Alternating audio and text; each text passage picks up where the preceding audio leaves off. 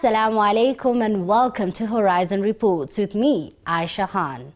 When you fall sick, the first place that comes to mind is rushing to the hospital and seeking medical attention. But have you ever heard of the word cupping? In this episode of Horizon Reports, join me as we learn about this alternative method of treatment. Cupping is one of the oldest and most effective methods for detoxification of the body. Cupping, famously known as hijama, is a process of applying cups to various points in the body by removing the air inside the cups to create a vacuum. Hijama is the process by which blood is drawn from the skin, but the Prophet ﷺ has recommended hijama to its ummah, so it's actually divine. And for this reason, it is the best remedy for our health. The Prophet Muhammad said, the best thing with which you can treat sickness is cupping. The practice of hijama forms an integral part of Islamic prophetic medicine. Hijama has been practiced in different cultures. The Asians, the Chinese, the Arabs, and even the Western cultures. And in Islam, the Prophet ﷺ recommended hijama and he practiced it himself. So we can say it's divine. Being healthy involves more than eating an occasional salad or going for short walks. Doing at least one hijama session can make you healthier. There is dry cupping, there is massage cupping, and there is wet cupping. Dry cupping is the process where the cups, the suction is created.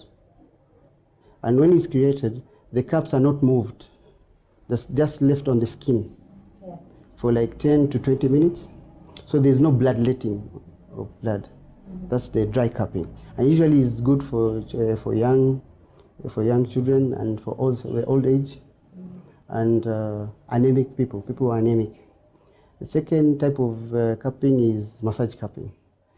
Again, this one, once you create a suction, the skin, the cups are left there, but they are moved. The cups are moved on the skin. So it's good for people with stiff muscles, something like that. The other type of cupping is wet cupping. Wet cupping is the same process where you create suction, but this time blood is let out. In order to understand how hijama works, we meet Dr. Abdi, a trained cupping therapist of the Hijama Wellness Centre. Hijama Wellness Centre is located at Park Road Mosque in Nairobi. Dr. Abdi takes us through the benefits of hijama to the body. Hijama, what does hijama do? It returns the body to its natural state. There's no medicine which you are given. When someone comes, we just remove from you dirt from you, dirty blood. So we're not adding anything, just removing. So you can imagine the person will be better than the way he came. With over 70% of diseases, pains and ailments due to the blood being unable to reach certain parts of the body, cupping allows the flow of blood to these places. There's migraine, headache, arthritis, diabetes, hypertension. For women with problems with menstrual problems, disorders like amenorrhea, dysmenorrhea, and also for the skin problems, it's also good for women with problem with facial, so it's good for skin also. Dr. Abdi explains that the remedy works by releasing old red blood cells and toxic materials in the blood from any inflamed area to the surface of the skin. It is also noted that hijama can help people who are under some magic spell. There are narrations which say that the Prophet ﷺ himself was affected with sihr, and he did hijama and ruqya. Two angels came, read ruqya on him, and also he did hijama. So the narration which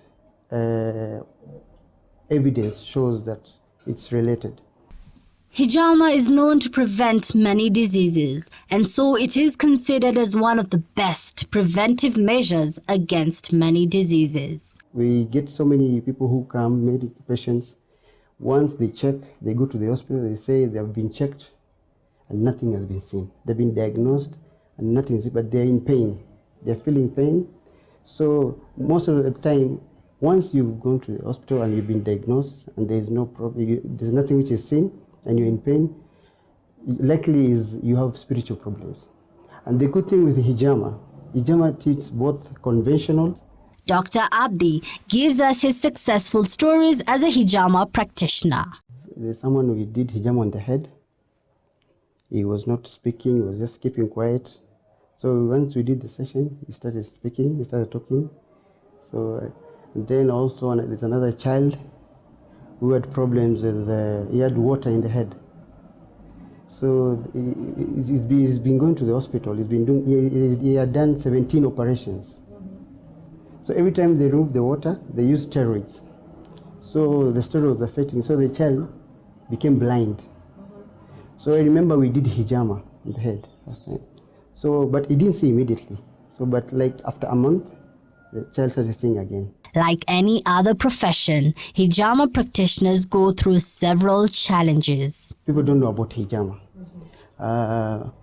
People think hijama is something traditional. They say it's for the old people. Okay, some people don't believe in it. But actually, so many people we've tried as much as we can to explain to people. So, but still, we still have the challenge of people accepting. He says hijama helps people recover from diseases much faster. This has seen patients flock to Hijama Wellness Centre after failed medications. We've seen what it has done, hijama. It has treated diseases which hospitals cannot treat. And with the number of patients increasing on a daily basis, the benefits of hijama are clear. So we say for like hijama, because what we draw is the blood. And the blood, what we remove is only the dirty blood, not the clean blood. This is some of the misconception people have. We only draw the dirty blood. So in the dirty blood, there's toxins. There's toxins. And these toxins are a result of our lifestyle. The food we eat, the prescription drugs, like you just mentioned, the drugs which become poison to the body. So once hijama is done, it cleans the blood. So it leaves the body more better than the way it was before. And the better part of it is that the process is open to all. So first of all, it's for everyone. It's for everyone. It's not for Christians or Muslims alone. It's treatment for everyone. And this is the process of hijama. The stages of hijama. First, once you come to a center, the first thing we do, you have to register. We give you a consultation form. You fill the form, and in the form we ask several questions because we need to know about you. If you're using any medicine, like some people use aspirin, which are black thickening, so we need to know, because for those people we cannot do hijama or we'll advise them. So we check, then we take your vital signs. From the vital signs, in the vital signs, what we check is the blood pressure. So we check the blood pressure, sugar level, temperature, the heart rate, and your weight. So all this we do it in the triage. And the benefit of doing this is like if it's the pressure, if the pressure is high, we know we have to lower the pressure first. There are points we put to lower the pressure first, then we continue with the normal hijama. If you don't do that, it's going to be a risk to the patient. And for the sugar level, when the sugar is low, and actually hijama reduces the blood sugar in the blood once you do hijama. Now you can imagine the situation where blood already is low and you're going to take it lower. So even someone can go into a coma. It's very risky. So it's good for us to know if the person will do or not. And if the sugar is high, again, we know at least how many cups to put. For wet cupping, small scratches are made to the surface of the skin with a sterile blade. The first procedure, what we start cleaning the area where we're going to perform the hijama. We clean the area. We do that by using spirit. The second, we apply olive oil. We apply olive oil in the area. Olive oil helps the cup to hold. At the same time, it's treatment going to the skin. And then we put the cup, we put the cups, and then we create suctions on the skin. We leave the cups for like 5 minutes to 10 minutes. Then we remove the cups again. We make small superficial scratches. We are not cutting. People think we cut, but it's just small superficial scratches. Then we return the cups again. We create suction again, and then we leave it for like 5 to 10 minutes. Then the blood will start coming out. After finishing, we'll draw the blood. So when the blood is coming out, the blood will tell us a lot. The color of the blood and the way it's coming out. So we say the blood and the quality, the blood and the viscosity of the blood is very important, because the darker the blood, the worse the condition of the person. So the color is very important, and the viscosity. So if it's thick, shows that area it's affected. It's affected. So the color really tells us a lot. Then after that, we remove the cups, we draw the blood, and then we disinfect the area again. With this time we can use Savlon, or we have antiseptic cream. We apply on the area, and then the procedure is over.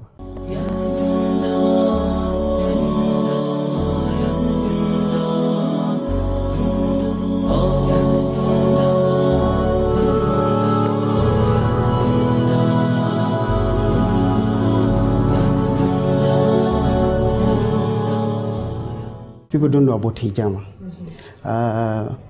People think hijama is something traditional. They say it's for the old people. Okay, some people don't believe in it. But actually, so many people we've tried as much as we can to explain to people. So, but still, we still have the challenge of people accepting. When properly performed by a trained cupping therapist, cupping leaves no marks. There are marks which are going to be left on the skin, and these are actually the marks which are left and the coloration which changes is called hematoma. Hematoma. So what happens? It disappears within 5 to 10 days, and it varies with the skin, but it disappears completely. With everyone coming with different cases, the most notable one are the women's cases. Most of the women, the problems they have is menstrual disorders. The amenorrhea, dysmenorrhea, and hijama is really good in that. Infertility, even women with infertility problems, hijama really helps. There's so many challenges because women have a lot of problems depending on how the body is. You know, as we give birth, we have our menstruation, and for the ladies, what I've experienced about is period problems, menstruation problems like amenorrhea, dysmenorrhea disorders, infertility, fibroids, yeast. There are a total of 9 points of the body where Prophet Muhammad performed hijama. These are the Sunnah points of hijama. One of the points, it's on the head, which is we call it GV20 on the head. So on the head, we put it on the head. It helps with headaches, eye problems, blockages in the nose. Then we have on the neck. We call it GB20 on the neck, and this one helps in Arabic it's called al-Qadain on the neck. So this one helps stiff neck. Also helps with also eyesight again, with hypertension around the neck. Then we have another point at the base of the neck. We call it GV14. GV14. This also helps with breathing problems and respiratory disorders like asthma. It helps bronchitis. And then we have another point, Sunnah point, which is called GV3. It's in the lower back, at the lower back. This one helps for the male. It helps with the libido, and for women, it helps with the menstrual disorders again, and also it helps with the knees. If it helps with the knees, and then we have at the top of the feet. At the top of the feet, it's called Live 3. Live 3. This one is really amazing because even modern science, and they wonder how Prophet knew about this, because at the Live 3, it really treats so many diseases. For the women with the menstrual problems, disorders, even the head, from the leg, just the point that they Live 3. So what should one eat after hijama? We advise the patients on what to do after hijama, and we tell them about they should not take dairy products like milk, eggs. Why? The milk and eggs, it has an effect on the blood, so they might get nausea, and then also red meat. Red meat takes time to digest, and the body is already relaxed. You're jacking it again, so red meat. And for the married, they should stay away from their wives or husbands for like 24 hours. And also taking a bath. After hijama, is not going to take a bath immediately, because it's the area, it's like a wound. It's already open. So once you take a bath, the medicines we put, the antiseptics, it's like opening the wound again, and infection will get in. The future of hijama looks bright, and it has also seen sportsmen and women, especially in Europe, adopting it. Michael Phelps, they live with so many people, the gymnasts, they did hijama. Also, they call it cupping in English. Cupping. Most of them did cupping. And it's proven, and ours, for us, it's divine, because it's a Sunnah, we are told. So for us, there's no question about it. So nilisikia hii process ya hijama, nikamwaliwa nikuje nijaribu. Saa ya kwanza nikiingia hapa nilikuwa naogopa, nilikuwa naona itakuwa painful ama itakuwa uchungu. Lakini wakani guide polepole hapo, kila kitu wakanipima. Tukaingia kwa room, vile tu nikaingia kwa room, vile tu alianza, ilikuwa tu iliflow tu yani. The process haikuwa painful process yenyewe. There are so many misconceptions that revolve around hijama. So I decided to come and try it out for myself. I was very scared, and it's not as painful as it looks. So let's wait for the end results. Dr. Abdi from Hijama Wellness Centre advises that people interested in the therapy should only seek the treatment from a trained practitioner who uses sterile, disposable blades that are not shared patient to patient. It's very important to check the person who is doing hijama, because, and even there are narrations which say, for you, if you want to do hijama, you have to do your research, you have to check, you have to go to a qualified person, because if it's not done the right way, again, it's a risk for you. And he also advises on the best dates to do hijama. And the dates of the month is the 17th, 19th, and 21st of the Islamic lunar calendar. So those days, and there's a narration which says, when you do it on these days, it's a cure for every disease. As you have seen previously, it was done on a male, but here I am as a female trying it out. It is not as bad as you think. For Horizon Reports, I am Aisha Khan.